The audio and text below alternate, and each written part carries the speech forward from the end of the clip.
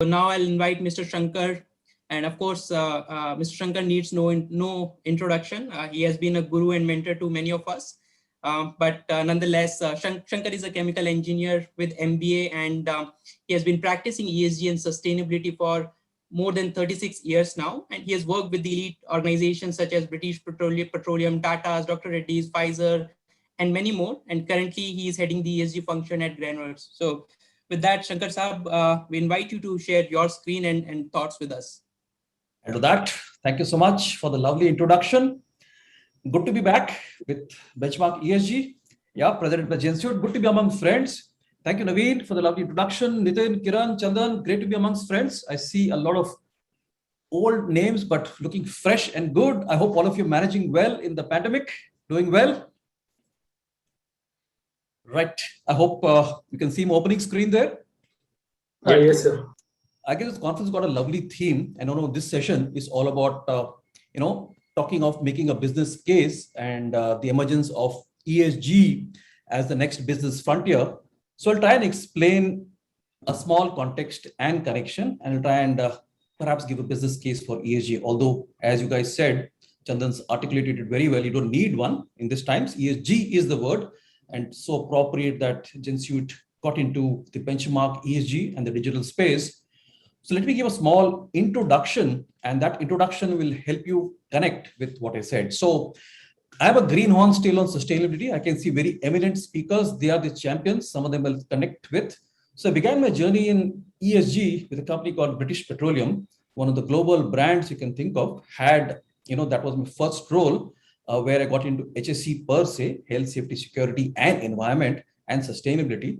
So this was in a stint in alternative energy, and I'll try and draw my connects there.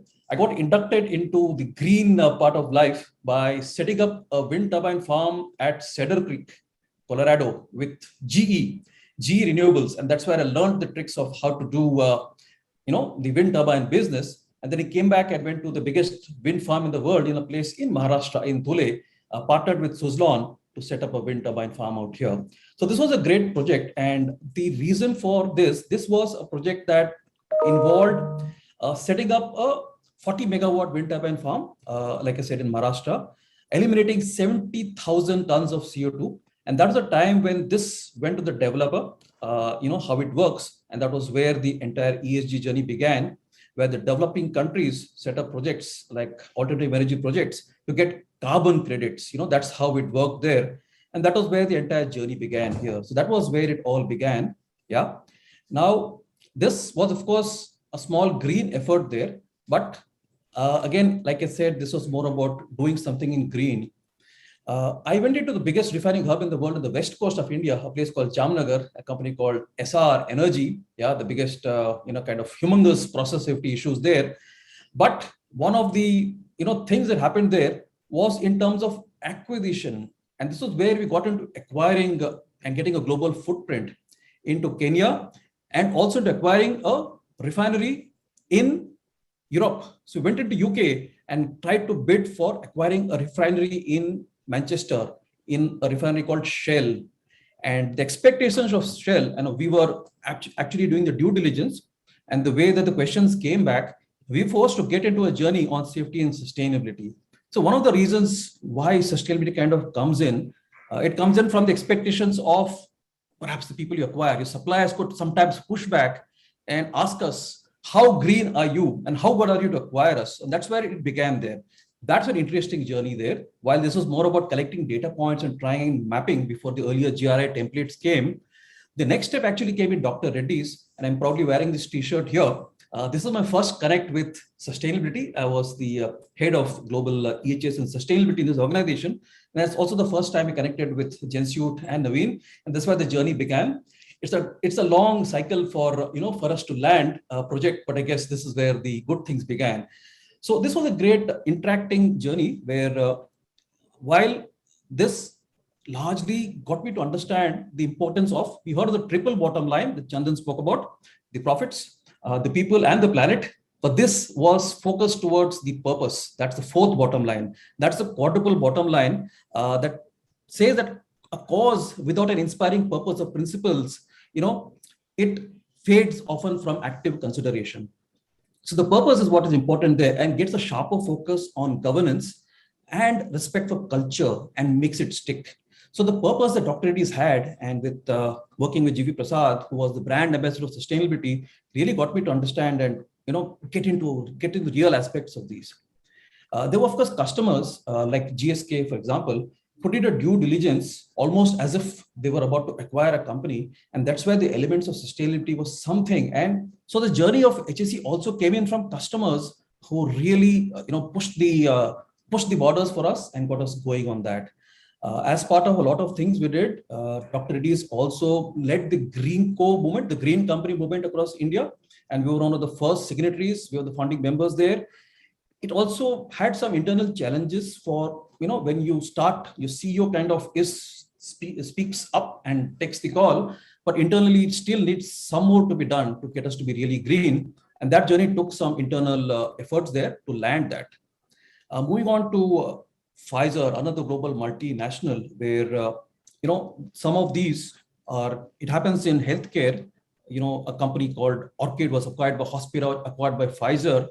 So across the mergers and acquisitions, there is a cultural shift that happens. And as part of the Pfizer global integration, it's a great opportunity to be present when a lot of great things happen and understanding the overall expectations. So these are, mature companies. Dr. Reddy's has been doing sustainability and doing sustainability reporting for around a decade plus when I joined in. Pfizer, of course, global giants. Tata Projects, I was part of a Tata brand, which we can say is one of the most mature of companies.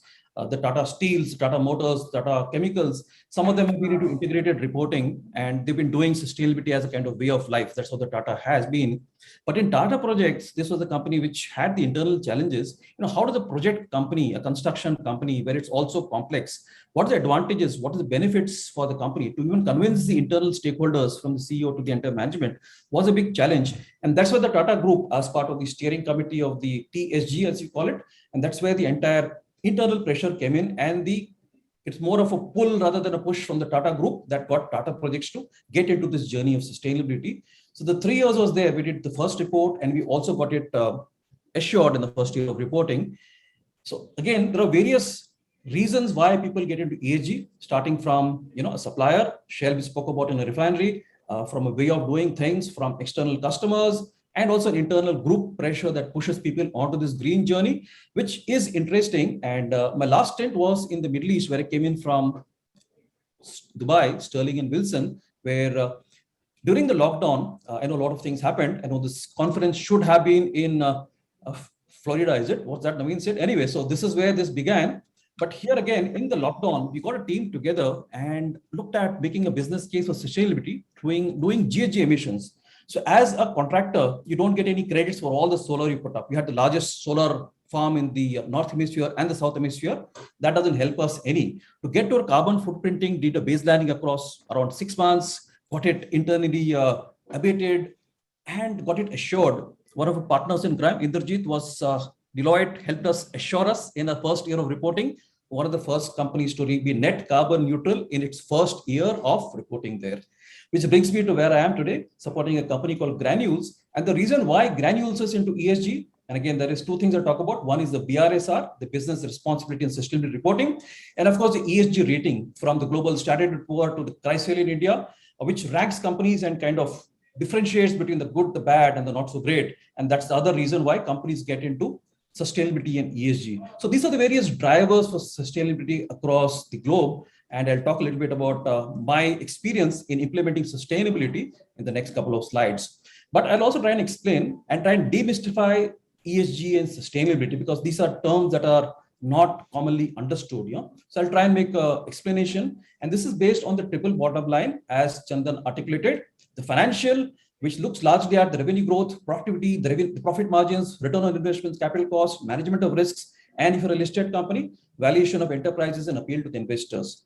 The last couple of companies spoke about, both Granules and Sterling and Wilson. We also just got listed a couple of years down the line, and that's where the entire pressure also came in from the investors. So that's one reason that you need to get in. It is measured by the economic prosperity, slightly bigger than the profitability to look at it. And of course, the economic performance comes into the annual report year on year. There's a cycle when all companies publish the annual reports here. The social element also relates to the community. You can't do business without taking care of the social impacts, managing health and safety of people. You spoke about the lead and lag indicators. It also relates to the fair compensation, equal opportunity, education, recognition. So this, as we call it, we're talking of vaccine equity a lot nowadays. This is the social equity and measured by the social performance. A lot of companies have assessments, especially in the pharma space, on social accountability and the way they do it. So the connect between the financial and the social is called the equitable. And then there's the environmental, which normally is not just about pollution, but it's about energy and water, the materials that we procure and send, the emissions and waste, operational excellence, design efficiencies, also about green chemistries, new products, service opportunities, the entire life cycles impact, and also product recalls, process improvements.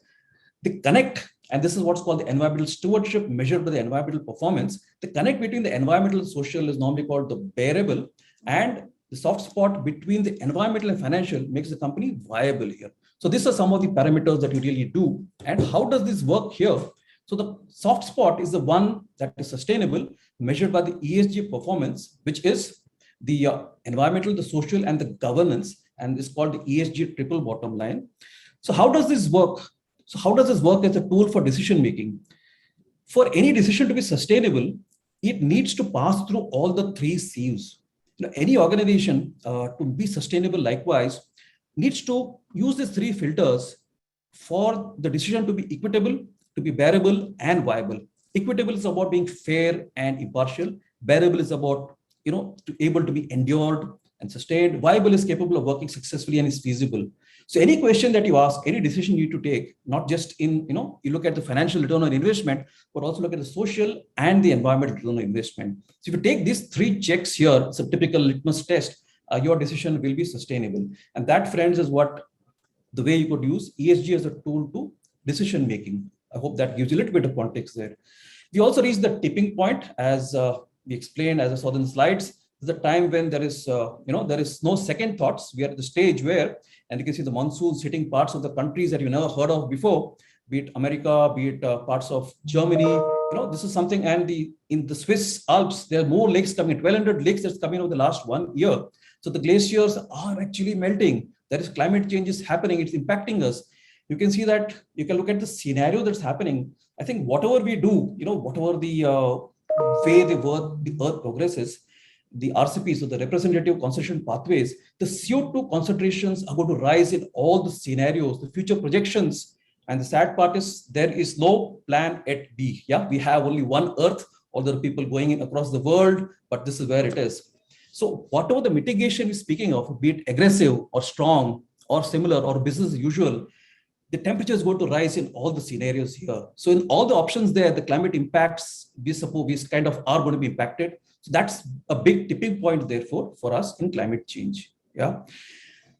Cut to what's driving countries, and there's been the GRI framework and various frameworks you can talk of that focus on reporting on ESG, for organizations to be sustainable. None of them per se are mandatory.